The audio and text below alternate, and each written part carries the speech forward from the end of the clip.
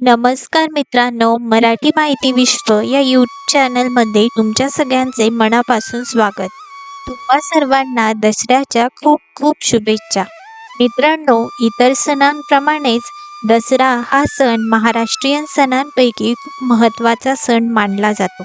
हा सण नवरात्रीच्या 9 दिवसांच्या शेवटी येतो. चला तर मग आज आपण जाणून घेऊया याच सणाविषयी काही माहिती.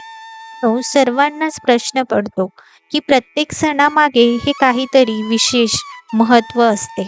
आज आपण जाणून घेऊया दसरा ह्या सणाबद्दल काही आध्यात्मिक गोष्टी आणि काही कारणेही. विजयादशमी म्हणजेच दसरा हा संपूर्ण भारतात मोठ्या प्रमाणावर साजरा केला जातो.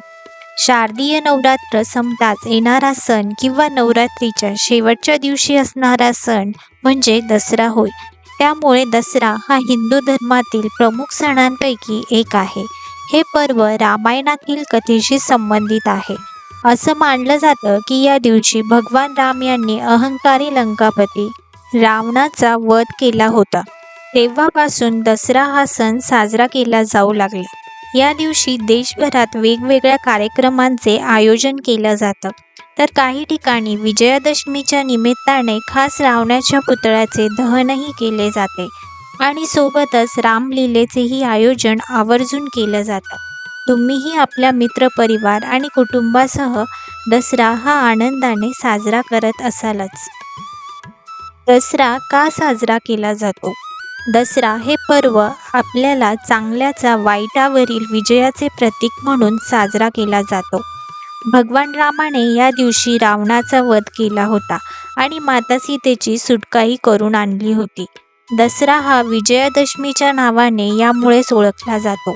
खरं तर वानरसेना आणि लंकापती रावणामध्ये हे युद्ध तब्बल 10 दिवस सुरू होतं आणि 10व्या दिवशी भगवान रामाने रावणाचा वध केला होता. त्यामुळेच दसरा म्हणजेच विजयादशमी म्हणून साजरा केला जातो. दसऱ्यासंबंधीच्या काही आख्यायिका. भगवान श्रीराम आणि सीता यांच्या वनवासादरम्यान एक दिवस जेव्हा रावणाने सीतेचे हरण केलं, तेव्हा भगवान राम यांनी आपली पत्नी सीतेला रावणाच्या तावडीतून सोडवण्यासाठी लंकेवर आक्रमण केले. या दरम्यान रामाची वानरसेना आणि रावणाची राक्षसी सेना यांच्यात महाभयंकर युद्धही झाले, ज्यामध्ये रावण, मेघनाद, कुंभकर्ण यासारख्या राक्षसांचा वध झाला. एवढेच नाही तर दसऱ्याचा सण हा रावणाला पराभूत करून भगवान रामांना मिळालेल्या यशाचा आनंद म्हणूनही साजरा केला जातो. दसऱ्याची एक आख्यायिका अशीही आहे की याच दिवशी पांडव हे आपल्या अज्ञातवास संपवून परत आले होते. असं म्हणतात की अज्ञातवासात जाण्याआधी पांडवांनी आपल्या सर्व शस्त्रांची शमी झाडात लपवली होती. यामुळे या दिवशी शमीची पूजा आवर्जून केली जाते. तसेच या झाडाचे औक्षणही केलं जातं. तर माता दुर्गाने दशमीच्या दिवशी महिषासुराचा वध करून देवी देवता आणि मनुष्य यांना अत्याचारापासून मुक्तता दिली होती आणि म्हणूनच विजयादशमी ही साजरी केली जाते.